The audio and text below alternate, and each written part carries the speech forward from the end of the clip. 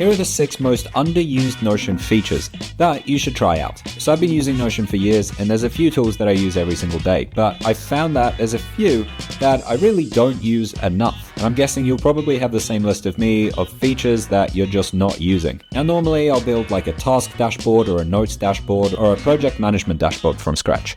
This time I wanted to build an SOP dashboard. If you don't know what an SOP is, it's a standard operating procedure.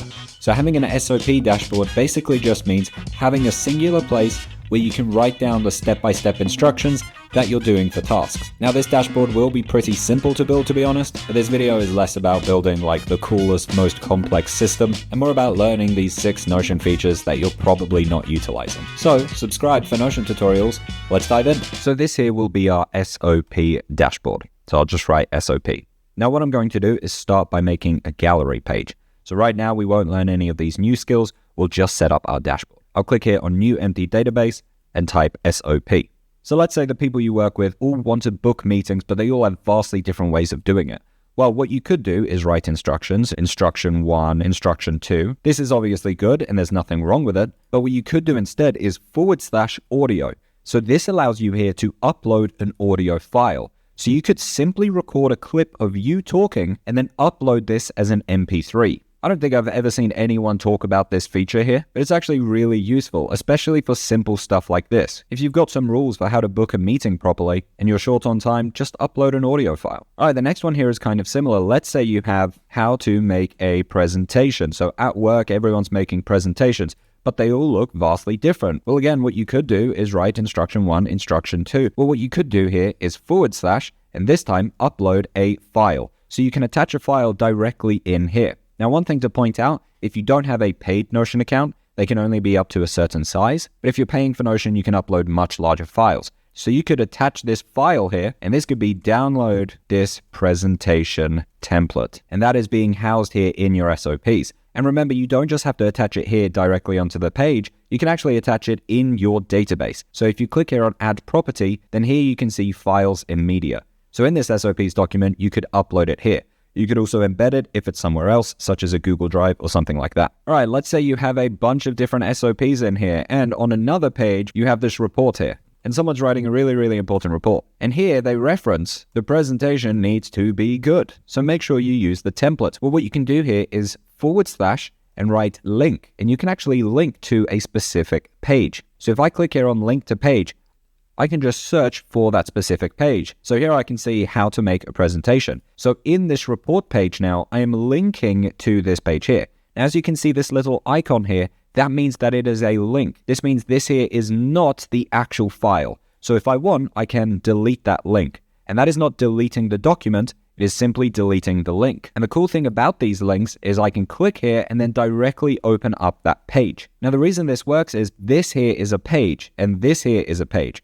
So we're putting a page link in a page. And inside of pages, if you don't know, you can actually put entire pages. So I'll call this page 2. As you can see in this report page, we have this page 2. And this here is a page link. So we're used to folders with pages inside of it. In Notion, we have pages with pages inside of it and pages that have page links to other pages. And that's again what makes it so good for an SOP system. All right, so you got a couple of SOPs in here. Well, let's say there's something that you want to say in all of them. Make sure you update if anything changes. And you want to have this on the top of every SOP. So you copy this, and then you go to the next SOP, and you make some space, and then you paste it. But then you realize, wait a minute, when I say make sure you, whoops, I meant to say boss. So now I have to copy this, and then go back here, and then paste this. And I have to do that for every single SOP I have in here.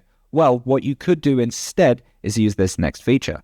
And you can access that by doing / and writing sync. So this here is a sync block. And they are pretty spectacular. Anything that you drag into this space here will automatically update wherever that sync block is. So if I copy this sync block now, and I'll put it here, as you can see, it has this red line around it. So anything that I change either here or on this page here will automatically update on this other one. So if I add an exclamation mark here and then go back to this place, as you can see, it now has an exclamation mark here.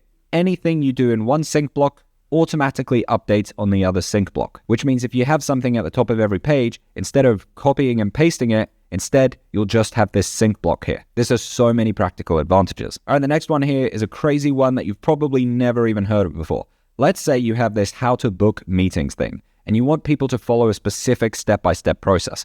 Well, yes, you could write it out like this, or if there are certain rules where instruction 2 only happens if instruction 3 happens, whatever that is, it's going to be a bit difficult to write out. So what you could do is visualize it using Mermaid code. Now, Mermaid code can be quite difficult. I've actually made a full tutorial on it, linked in the description. And what Mermaid code allows me to do is visualize instructions. So this graph right now is top down, but what I could do is say left to right. And as you can see, it changes this diagram. Now, let's say these instructions here are something like, if a meeting happens, you want to add that to your schedule. If agenda prepared, then allow meeting. If no agenda, don't allow meeting. And that could be visualized here. Now, I'll put a link in the description to my full tutorial on how these work. But here you can see I've copy and pasted this code here. So this here is Mermaid code, which turns it into this beautiful diagram here. If a meeting is requested, is the agenda prepared? Yes, add it to schedule, book meeting.